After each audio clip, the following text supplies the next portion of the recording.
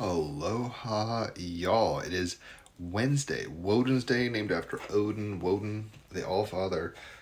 Esoterically, it is Mercury ruled day. The sun is in Scorpio, the moon is in Taurus. They are opposite each other, so it's a full moon, one that happens exactly, which is pretty much right now. Um, but yeah, sun in Scorpio, moon in Taurus. I'll reference the major astrological transits as we go, but the cards I pulled for this Wednesday are the Tower card with a Queen of Cups clarifier, and the Divine Animal Oracle is number 1, Gorilla Peace. So I have written music to all the major arcana. I'll post it in the comments. Check it out. It's called Shocker. It's cool. I'd like to know your thoughts, obviously. But the idea of this card is radical change, right? Whether it's elections or results or crypto markets or economies or whatever it is. Everything is changing. AI in schools and what it means to be a human in terms of learning and all this stuff. Big changes, right? Uranus and Gemini, opposite Mars and Scorpio. We're evolving, right?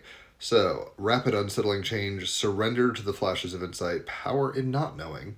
Your world feels like it's falling apart, strengthen your core beliefs. The moon in Taurus, full moon in Taurus, is saying, you know what?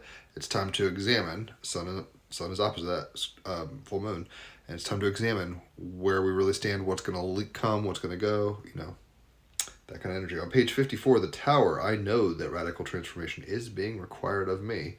The Tower is visualized here as a steampunk industrial edifice that has colonized nature and is built within a Neolithic stone circle constituted from many found here in Britain. That's the guy speaking who made this. He's actually been on my podcast, shout out. Part ancient and mysterious, part Burning Man installation, its summit bears a transmitter beaming man's existence out into space. It represents mankind's evolution and manifest expression, his ascent from working harmoniously with nature, Venus in Libra, through engineering, Pluto and Aquarius, and the organization of industry to the expansion, agility, and creativity of the radio telescope searching deep space, extending our vision of life beyond Earth's limits. Fiery meteors are showering down, dangerously striking the tower and setting it alight, symbolizing the ultimate precarious nature of mankind. Chiron and Aries, right? It's like it's hard to be a human.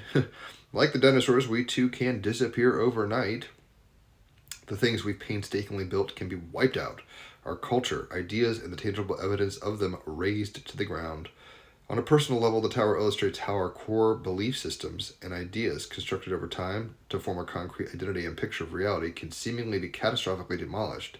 The sudden force from outside or dark secrets revealed, Black Moon, Lilith, and Scorpio, Mars and Scorpio, opposite Uranus and Gemini. It's like, oh my gosh, Epstein Island. Oh my gosh, what do you mean? What do you mean the dollar's fiat currency? Oh my gosh.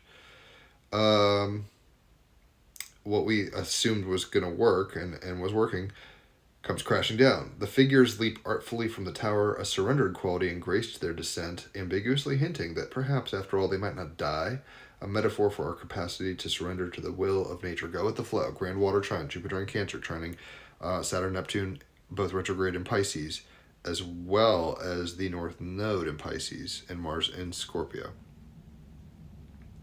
There is a great power and freedom in, quote, not knowing, and admitting the truth and overturning the conditions that cover up the I don't knows. Without precognition, we cannot possibly know what's going to happen in the future. We can only guess at one based on assumptions.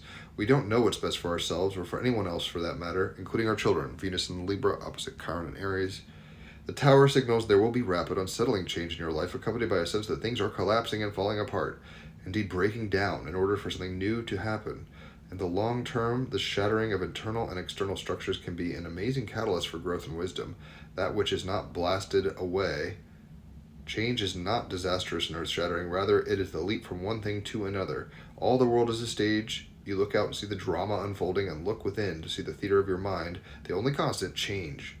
Ultimately, the tower, which represents the structure and potency of the ego, is made of thoughts. So its collapse enables us to see, and thoughts, when truly seen, are neither good nor bad. Uranus and Gemini. It's like beyond good and evil kind of thing. Is what it is. Very Taoist. It's like, oh my gosh, you won the lottery. Maybe good, maybe, it's so awesome. Maybe so, maybe not. Oh my gosh, somebody just robbed all your lottery winnings. How tragic. Maybe so, maybe not. Like, you gotta stand tall and just chill as things that are no longer necessary shift. Rapid unsettling change, surrendering to flashes of insight, the power of not knowing. Your world feels like it's falling apart and strengthening your core beliefs. The clarifying card we have for this is the Queen of Cups.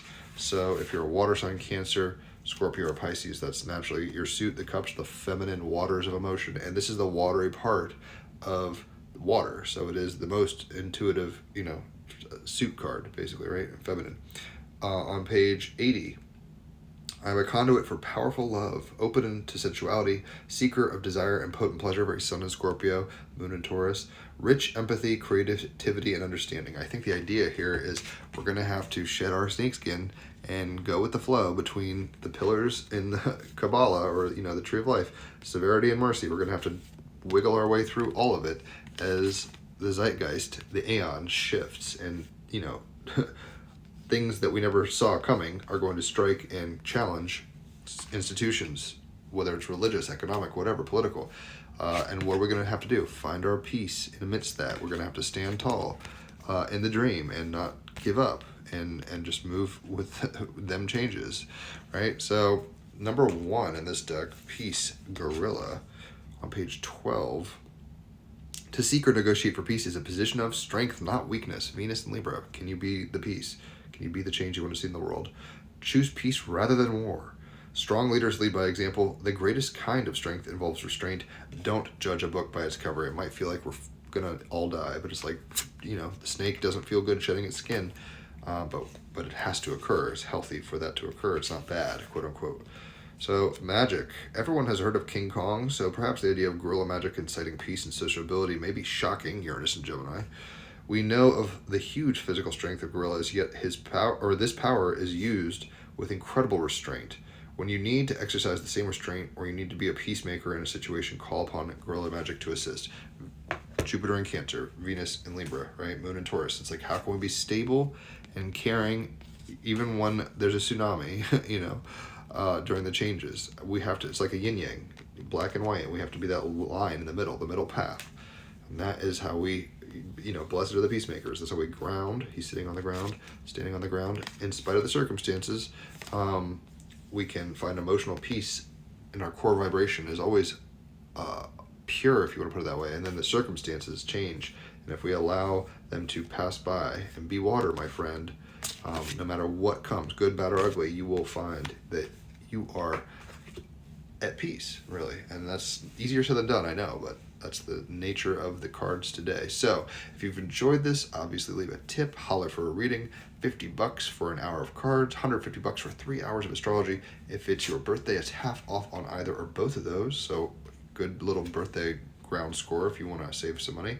And if you refer somebody to me, and I know that, you get half off on a card reading for yourself. So that's a great way to save as well. Check out the song I wrote for the Tower card. I'll post it in the comments. It's called Shocker. It's pretty cool. It's just pure production. I didn't play guitar or sing or anything like that. I sampled some movies, so you might know some famous sounds from films. And just know that there's a lot of change going on. Just look at the New York elections, or the economy, or crypto news, or whatever, AI news. A lot of change.